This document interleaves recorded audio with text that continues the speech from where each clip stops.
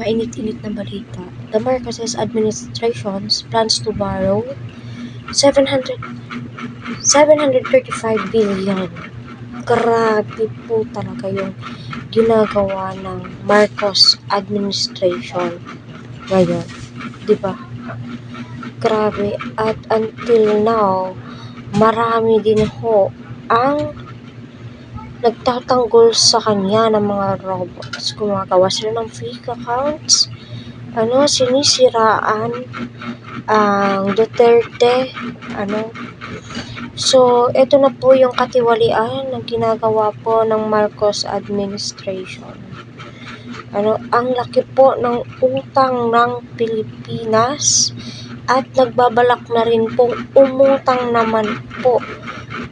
So lalo po tayong lulubog sa utang. Kita nyo po, ayan. Kitang-kita mga madam and sir. So, ano ba yung dapat nating gawin? Ano po yung hakbang na gagawin po natin sa katiwalaan ng Marcos administrations? 735 billion of local debit market and Q2. So kita naman po natin ay baon na baon ang Pilipinas. Ibibigay nga ba sa Netherlands tong pera na to? Para hindi bitawan si Tatay Digong?